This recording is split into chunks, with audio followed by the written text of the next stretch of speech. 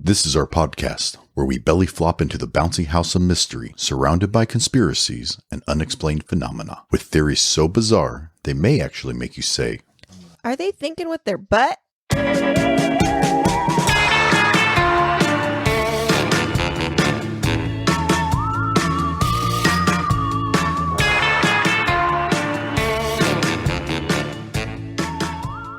Welcome back, everybody. I'm Katie. And I'm Chris. And this is Stop Thinking with Your Butt. Oh, yeah. So we are now going to be going to part 2 of our Flat Earth series. Hopefully the first one just got you on the edge of your seat. Who knows if you made a decision yet, but we're going to go more in detail of some of the beliefs and some potential debunking or verifying and validating.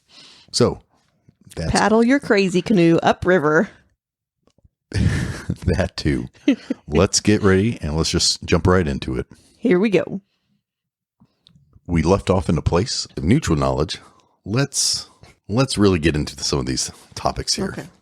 So we have the generic idea. We know what flat earthers think generically. Mm-hmm. We know what the ancient people discovered and what their thought process was. So now we're going to look into how flat earthers explain certain, what we should say, common undeniables. Okay. Observables. Ooh, I like common undeniables. No, it's actually common, undeniable, observables. Oh, it's I'm trying to sound very smuggish. Common. It's common, undeniable, Undeniable observables. I hope we don't sound annoying. Oh, I hope I do. As example, we know you don't have to be a scientist. Are there seasons in the world? Yes. So flat earthers, how do you describe how are that? their seasons? Tell me if you're point glober, point flat earther on their explanation, and what do you believe? They believe. Wait, I'm going to write this down. I'm going to take notes. Good. Take an actual scoring system. Okay, I'll give you a second. Do. Real, fake. Yeah, scoring system. We got about a handful of these. Globe, flat. Okay. They say that because going back to like the sun and moon, it alternates. If you look at a globe or a disc, at any point the sun's on one side, right, and therefore the other side of the disc is dark, right, and vice versa, right. So it rotates within the disc. Okay. It says that they actually state that the sun alternates on different circles during different seasons. Meaning, if you looked at the disc, you would have one circle that would be closer to the center of the disc, and then you would have another circle kind of like a little bit lower, and then another one a little bit more outward. Because of that, the Earth or the sun rotates on the disc, and therefore causes seasons. Now, 1 point for fake. But here's the thing: if that was the case, it would mean that the sun would have to speed up because as it goes longer on the disc, right, it would have to be moving faster. Because it's on a larger circumference. It should take longer to do that. The sun is constant. The speed is constant. So because the sun is constant, it's kind of hard for it to speed up in those type of scenarios. And then the other thing, if the sun wasn't speeding up and it was taking longer to travel the larger circumference, then it would mean you would have the summers would be shorter than the winters. Yeah. Because it would go really fast up near the top, and then it would go, because it's the same speed, but the distance is growing, right? It would just cause the seasons to be different timeline. Almost flip-flopped. Yep. That actually doesn't happen. You don't have that. It's not the opposite, but it's just doesn't do it. So I would say it's been debunked by that. Check. So now the next thing is, how do you count for night and day? Yeah. Common occurrence, right? What do they say? Well, the sun and moon rotate in the dome. The sun is lighting half of the disk. Yeah. Let's just say the right side. But wait, how can the light stop at the halfway point to the center, but able to light up the lower end of the right side?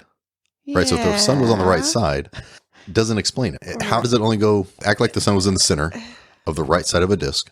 The distance between the sun and the center and the sun and the lower center of the disk is two different distances. What magically stops the sun from going across the line? There is nothing. Debunked.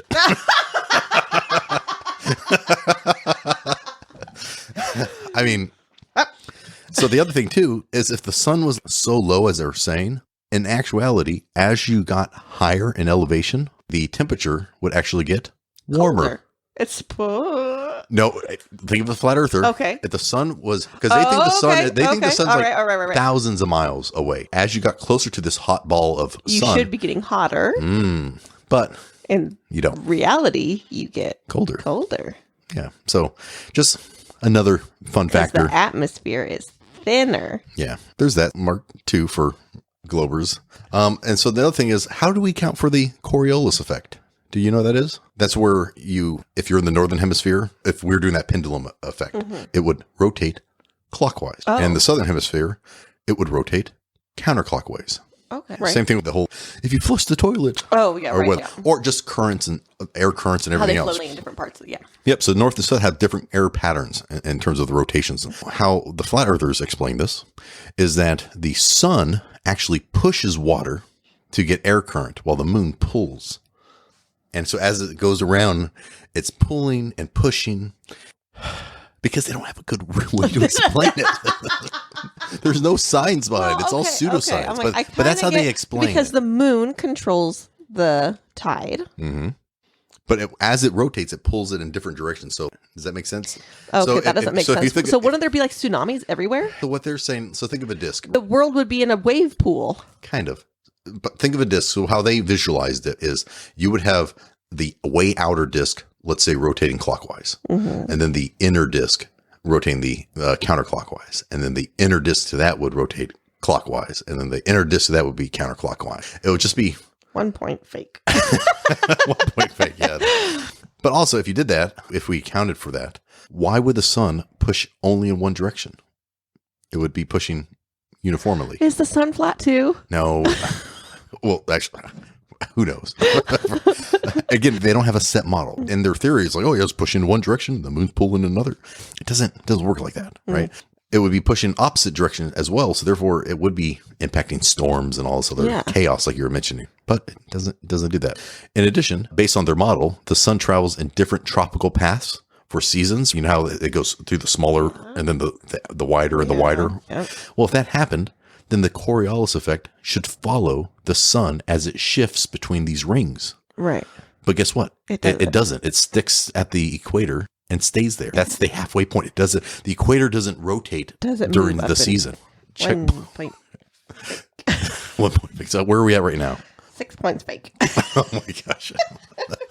I don't even know if we did that many examples. You must have double scored. I think I gave a couple extra. Let's talk another one. Do you know that Antarctica is a huge, it's a wall. It's a wall of ice and it's landmass and so on. This is not an observable one, but this is just, how do they explain it? So they're saying that it's closed off to civilians. Mm-hmm. Well, based off that 1961 treaty, it is in terms of you can't just go there and live. You can't just go there all willy-nilly. Because it's uninhabitable. It's uninhabitable. And they don't want to spend the resources to go rescue you. Yeah.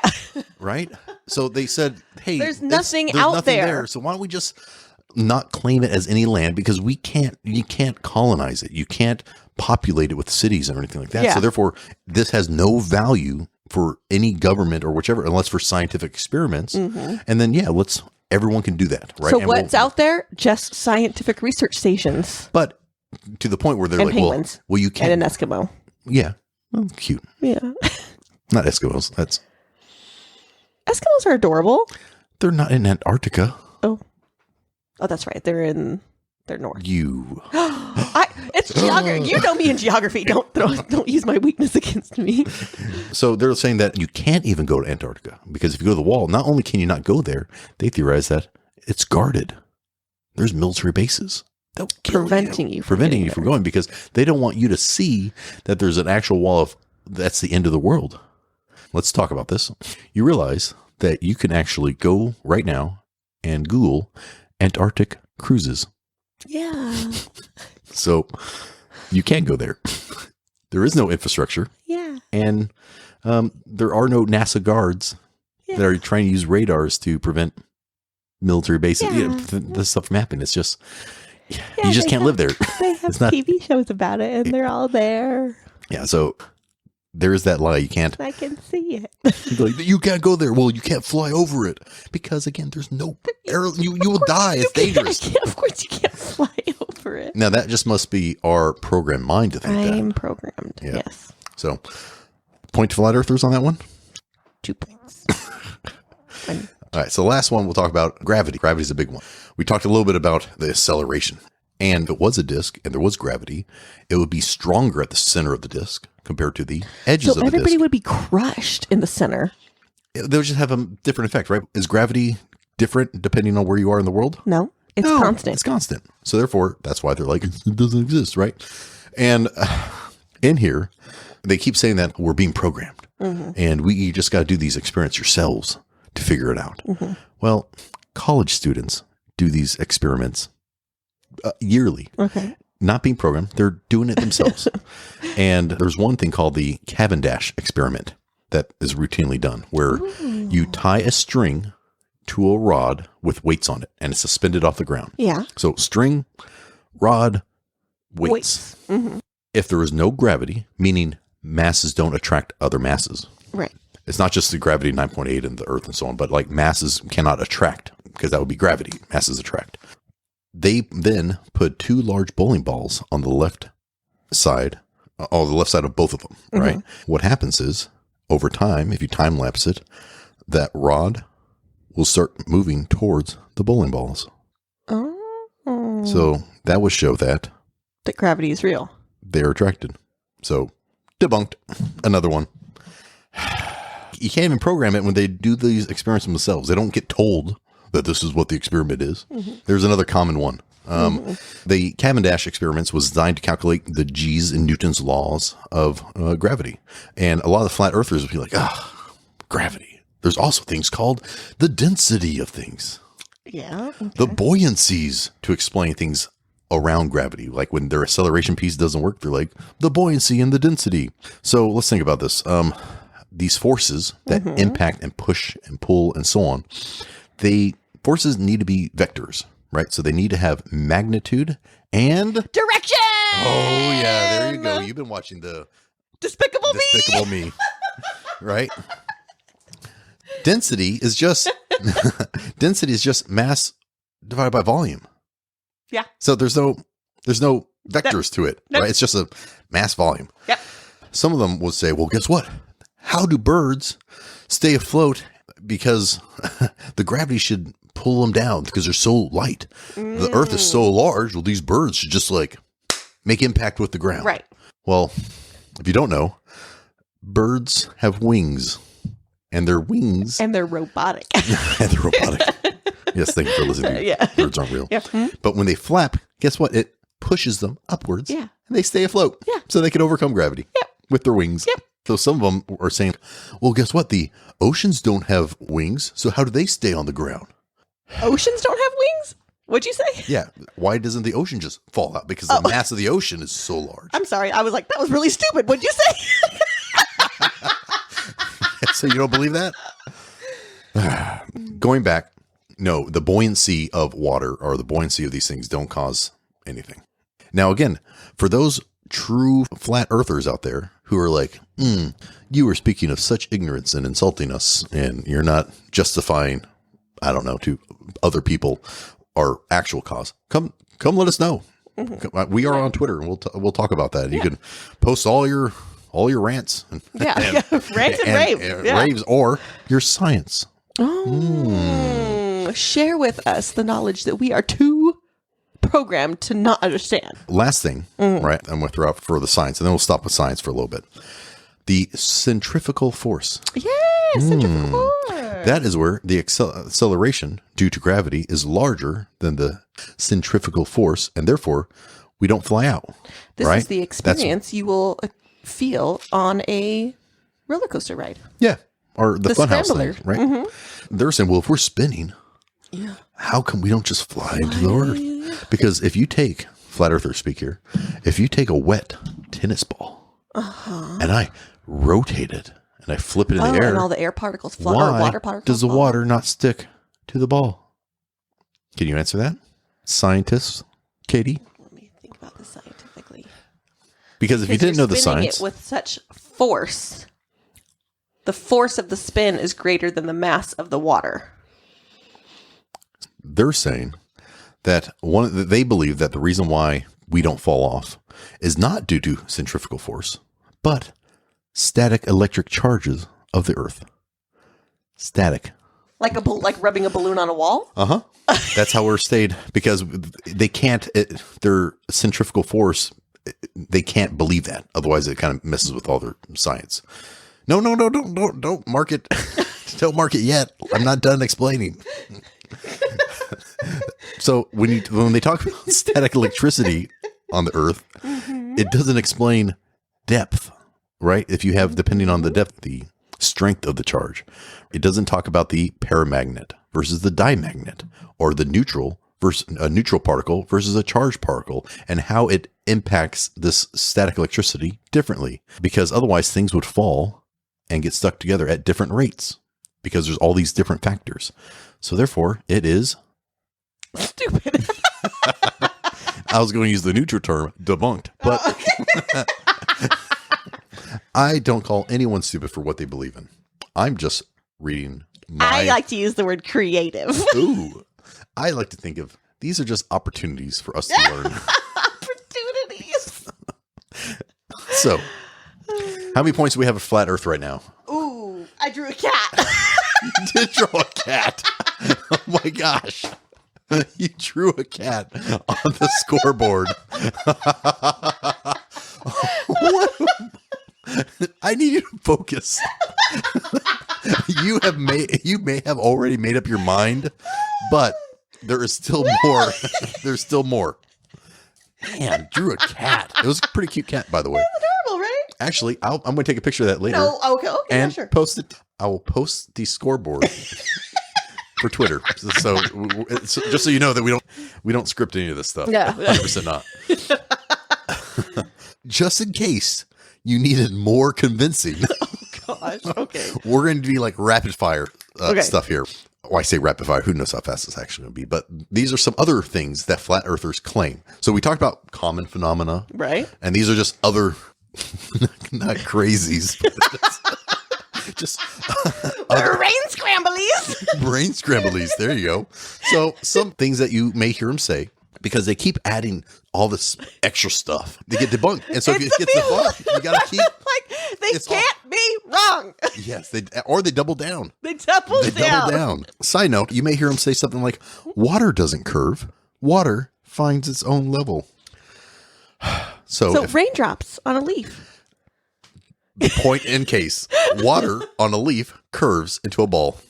Condensation on a glass. If you look at a test tube. Beads, yeah. Right? You water in test tube, it concaves. It does. Yeah. You even have to account for it in your equations. I can't remember what it's called. Cohesive force? No. Yep, that's part of it. Is that too. what it is? I'm like, I can't remember what here's the easiest way that you know that water curves. So what's a common tool that we actually use for camping? A level. Right? Oh, yeah. Is there a air bubble in that level? Yeah. Does water curve around the bottle? Yeah, that bubble? Yeah. Put another one against it. We're going to do... The other thing is the Earth rotates one full time in a day. Go to a playground merry-go-round, right? And guess what? If I'm running around, what I do with my kids, they're flying off and parents are upset and they want to fight. My leg! I'm hurting my back and I'm getting a sweat. Yeah. Mm-hmm. Well, guess what? If we were on that merry-go-round and I was pushing it in a circle and it took me 24 hours to get around to the opposite end or to make a complete circle, how many kids are falling off? None. Yeah, there you go. Well, just that one special one that we don't talk about. Nah, there's nothing you can do about that. Mm-hmm. Yeah, because Earth is really big. So therefore, it generates a large gravitational pull and it uses rotational velocity, not linear velocity at the equator. There you go. Some science. Research it some more. Boom. I thought this was fun. Someone said that moonlight is cold. Moonlight is cold? Moonlight is cold. It's just not cold outside because there's a lack of heat? It says if you take the temperature under an umbrella, it's trapping the heat and you get different temperatures. I can't explain more of this, but that was just something that they just threw out there. Moonlight is cold. No, because they will get different temperatures from different areas. I want to throw something out there. Hold on. Well, so meaning they will go under certain things where the moonlight's not on and it's warmer than in the open. So if you're under a tent, well, guess what? You're outside of the moon, and so therefore it's warmer in the tent. No, it's just that tent is trapping the heat from the Earth. Enough said.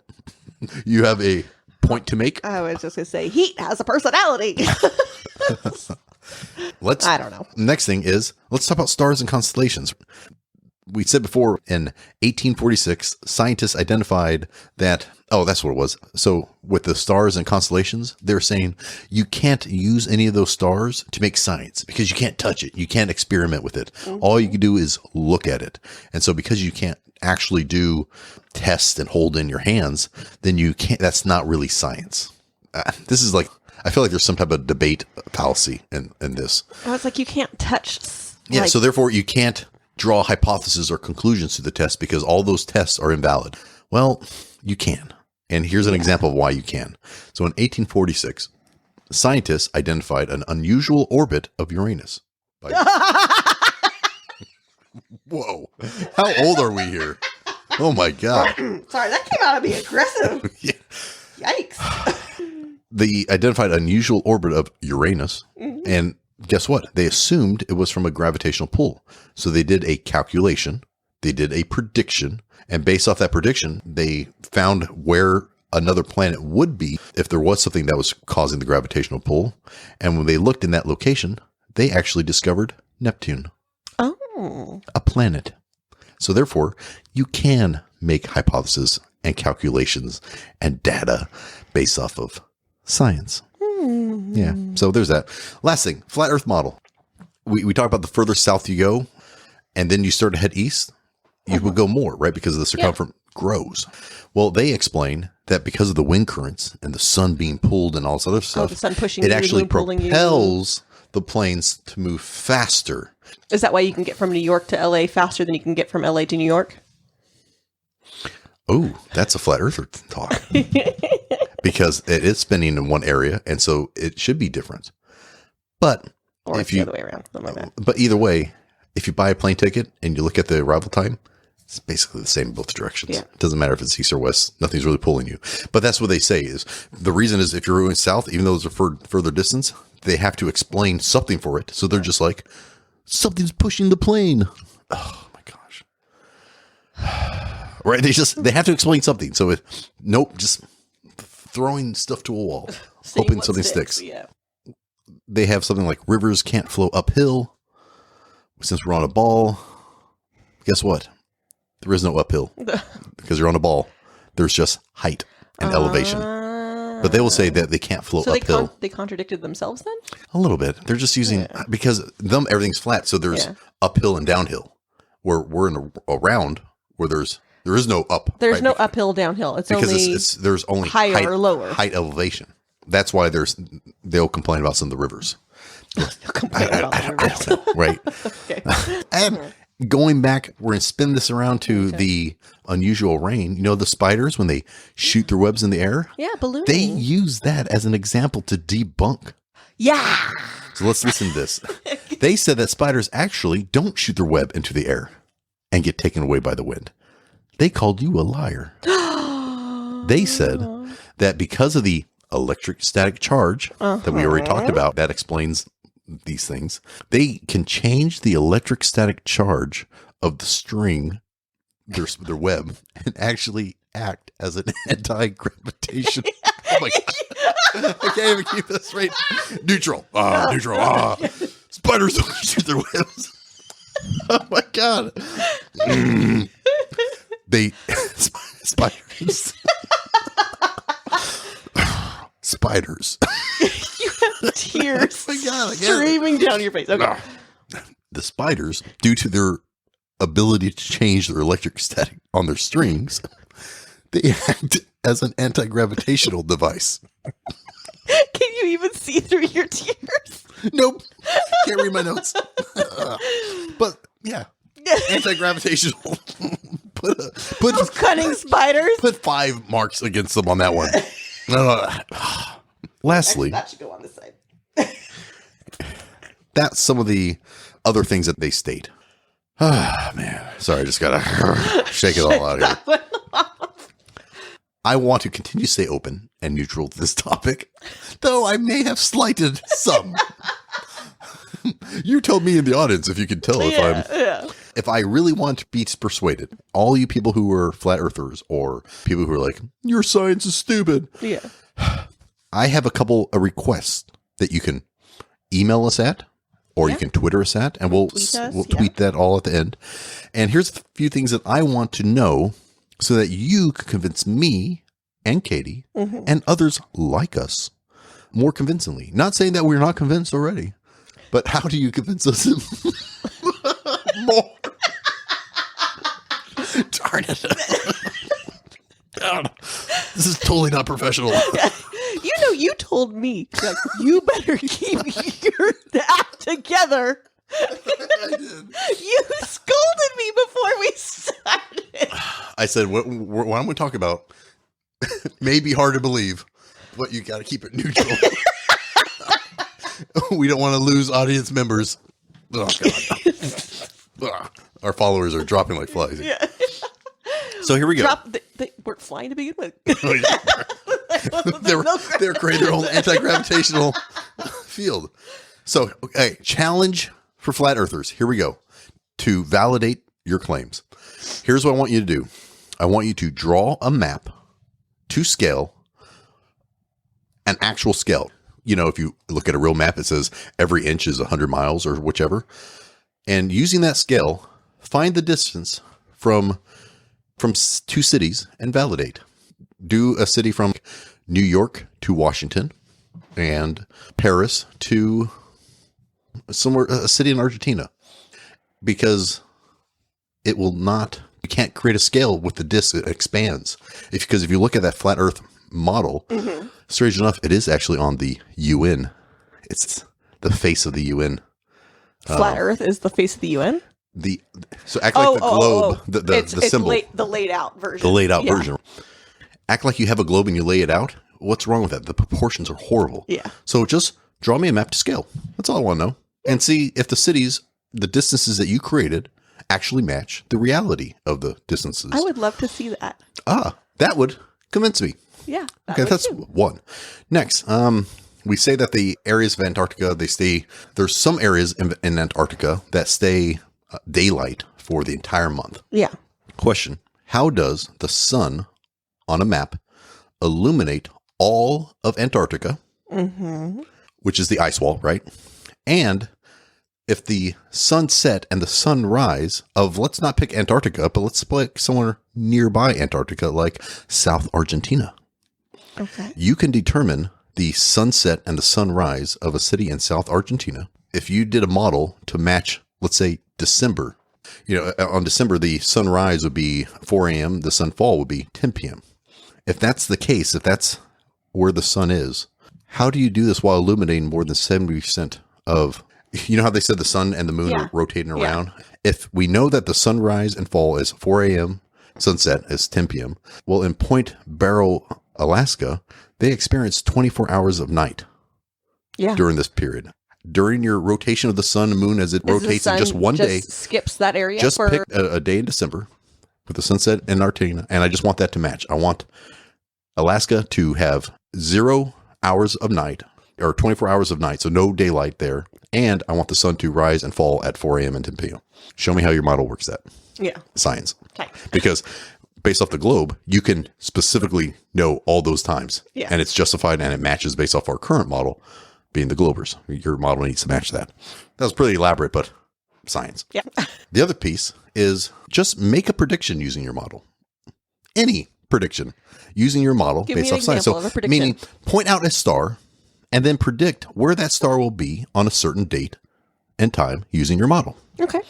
If you can't, your model is worthless. Not worthless, just wrong. Keep in mind, you can compare like a solar eclipse that it could predict down to the second and the mile and the path along the Earth that it travels. Yeah. So again, that's using glober science. Glober science. Use your science and show me how you can predict where that star will be based off the calculations that you are creating. Other thing is, how can you show something far away? We have new technology now. Show me something that's 100 miles away on flat Earth. Like go to like Kansas, where someone's super flat, and show me that you can do that. Look beyond the horizon line. And not on water, which helps with the atmospheric reflection, right? Just natural land. And show me that you could take a picture of that. there's so many. Just explain sunsets. Yeah. Just someone explain sunsets where, based off your model, the sun would recede into the distance, right? It would get smaller because it's just going away. Saying. I'm like, you should always be able to see. No, eventually it will go small, right? Well, it will be a pinprick, but you will always be able to see it. However, the sun, as it rotates, keeps its size as it goes below the horizon. I don't get it. I need someone to explain that to me. And if I was laying on the ground and I watched the sun leave my view, right? It went down the horizon. So that, in the same shape, it goes down and I look at it. And once it passes the ground, I immediately stand up. Guess what? I would be able to see the sun. Mm-hmm. So my height change allowed me to actually see the sun again. Well, if we're on a flat earth, my height shouldn't allow me to see further. Explain sunsets, please. I know this is me. Sounds like me bashing, but I would be legitimately convinced. If these can be explained, why wouldn't you be convinced? Have you ever heard of a lunar eclipse, babe? Yeah. Where the sun blocks out the moon, or is it the moon blocks out the sun? It's the moon passes in front of the sun, right? Well, the Earth gets between the sun and the moon. That's right. There you go. Wait a second. How can that be if the moon and the sun are above the Earth based off the flat Earth model? You can never have a lunar eclipse where the Earth would be between the sun and moon. Because the moon is cold and... You giving up. I'm trying to think how to explain it. And guess what happens too when the sun is behind the Earth? It shows a circle. Yeah. They're going to say, oh, that's the disk. Is it? That's true. It's not a line. Yeah. And then lastly, constellations. If you're in the southern hemisphere, you can't see all the constellations as if you're in the north. That's pretty well known. And then just do anything scientific. I mean, just publish, not just do an experiment in your backyard. And I get it that we have to own our own science is what they say. Well, guess what? I'm not a scientist. So when I see stuff like optical illusions, I'm not going to be able to explain it. Right. Until real scientists science explains it. Find an actual science that works with your model and then actually publish it into like an actual scientific type of, I don't know, pamphlet, book, magazine, whatever, right? Just empirical science. Just do that. I'd be interested. Yeah, that's my explanation of flat Earth. Very well done. No convincing yet? You want me to show me the final score? Spiders, science. See if we see how I added science because we have science. Is that what? Or not we. Globers. Yeah, we're neutral. So they started out with 7 points, and then I added points for the sun, about 50 points for the sun, and then 5,000 points for something else he said, and 10 million points, and then I added science, and I took away spiders, and we got a win. And then for the flat Earth, there's a picture of a cat. Yeah, that's it. That sort of resembles our cat Oliver. Yeah, it's cute. So here's my final thoughts, and then I want to get your final thoughts and so on, right? Okay. Ultimately, I know the Earth is round. My opinion, haters now just coming after me. Now, again, I'm curious about if you answer some of those questions and show me some stuff, and then, okay, well, let's talk a little bit more. And I hint about it and think about it, but I honestly feel that the flat Earth is kind of like a cult. Yeah. Right. What is the definition of a cult? It's actually a small group of people having a religious belief or practices regarding by others as strange. I think because they believe that the Earth is flat and it was designed, and it shows that the world was designed to have meaning. It almost has like a religious connotation. So that's why I'm like, cult. Yeah. Because they're trying to explain certain things. So to them, if it was a globe, right? They're not following a deity. They're following an idea blindly. Or to them, I think it makes them have purpose. So if it was just a ball of dust and the infinite nothing, then there's no purpose. I think thinking about that, whether it's a deity, a god, someone who gave them there for divine purpose, I see it kind of being somewhat religious. Yeah. And so because of that, even with that knowledge, and when they see the facts and they're confronted with the facts, they deny the facts and the science. And I think I think they do it because it's easier to believe that it's real than to feel the pain of being nothing, unfortunately. Yeah, I don't. That's a really sad thought. But. Yeah, I don't think they care about real truth. Because I think, and there's other, let's say you don't go the religious aspect or the what's the purpose of life type of thing. I think there's a sense of community.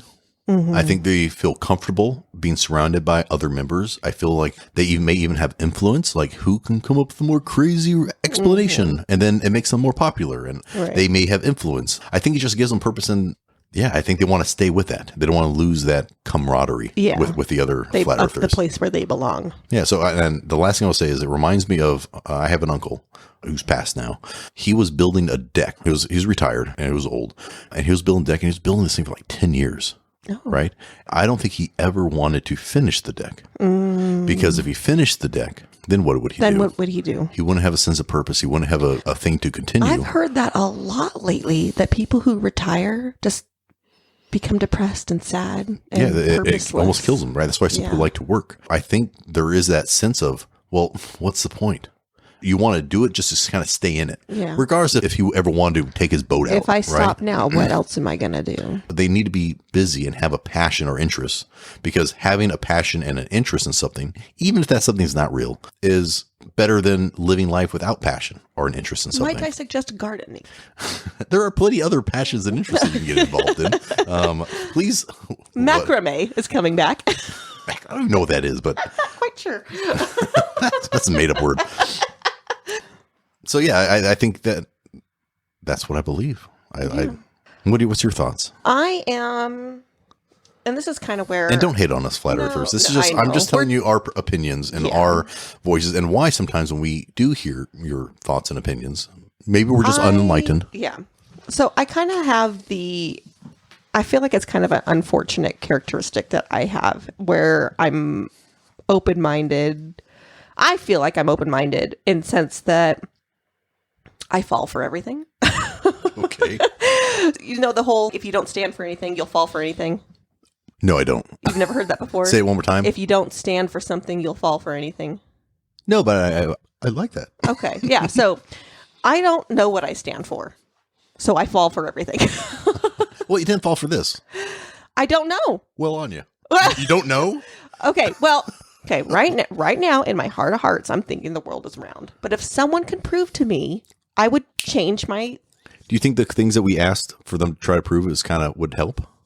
If those could be proven to... It Even would one. Yeah. It would make you me think. It would definitely sway me. I'm not saying that I believe it, but I'm saying that I could be persuaded. Well, I think anyone could be persuaded with facts. True. Facts are... So I don't want to say I believe it, but I'm not 100% opposed to believing it if it could be backed up by facts. Yeah, and not just in a bubble. It needs to be explained in a model with predictions and be able to calculate things and so on. You tell me that, okay, now I'm more involved. And maybe confirmed by one or two other people. Yeah, and yes. And maybe a handful of people. I remember when I first looked into Flat Earth 2 years ago, there was a documentary, and they did something where they're like, okay, we need to bypass the optical illusion of the refraction stuff, and we need to put lasers. They got the highest density laser that you can possibly get. And they said, okay, if the Earth was curved, you can't get optical illusions with this one laser or something like that, and it would have to drop certain things, right? They measured where it would start from, and they went out to, I don't know, some land or whichever, and they had holes or whichever, and they said, if the Earth was curved, because we know the curvature of the Earth, then it should, on this pole, it should be 46 inches down, and they drew a big, they cut a hole in it, and they said the laser should actually hit that hole, even though it's not aligned in it. If it's flat, it should be flat, right? Because of the curve. And so they did the demonstration, and guess what? It went exactly in that hole. And they were all like, oh. They were trying to prove that the world was flat and they actually proved that it was round. It was round. And they were like, and you can just see the disheartenment. It was like cut to commercial. Well, no, but what they did is they tried to create a way that it wasn't accurate. Yeah. But you can just see the whole debunking. They were trying to debunk the truth. Yeah, they even asked Mark Sargent person, and he's like, "Well, what would he do if things were proven without a doubt? Would he say that the flat Earth wasn't real? Would he stop doing his conventions? Would he stop doing his YouTube? No." And he's like, "No, because he has a community run. They see him as a leader. Yeah. So again, the fact that you were fooled and conned doesn't make you an idiot. No. What makes you an idiot Oh. is when you blatantly refuse to look at the truth and make the conscious decision to believe the lies.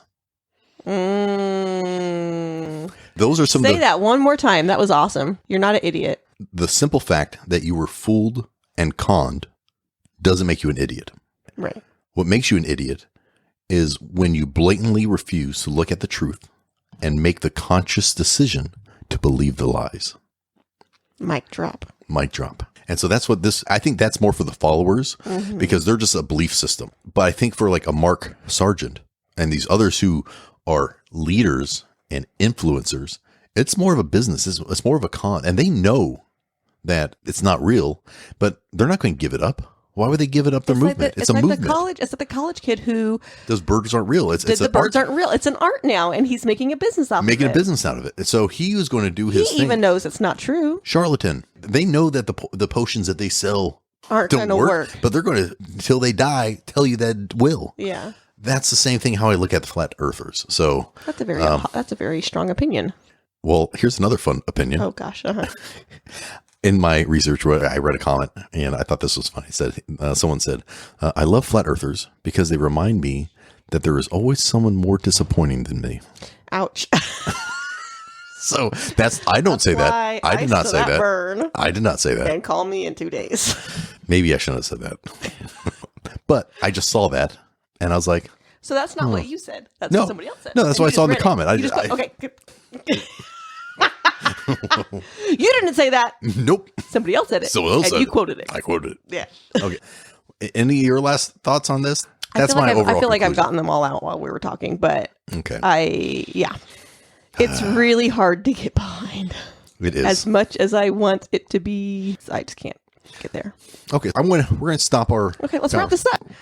We just wrapped it up. Yeah, that's excellent. No. So now. So what's today's takeaway? It was in my final opinion. It's kind of like blended in. Sorry. The final takeaway is. Don't be an idiot.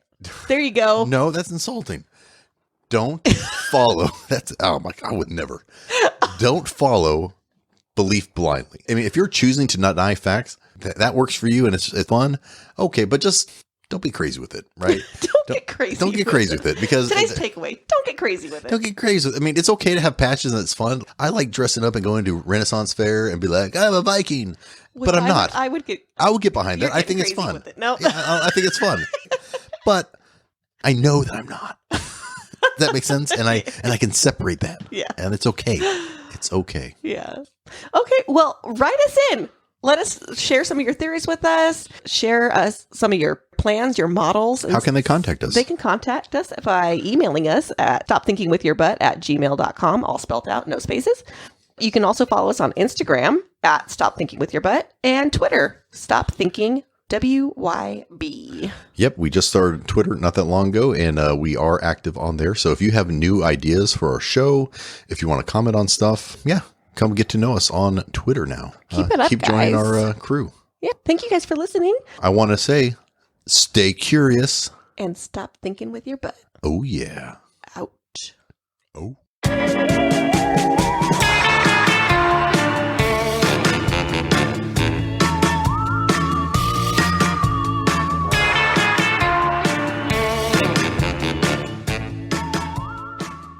How many points do we have at Flat Earth right now? Ooh, I drew a cat.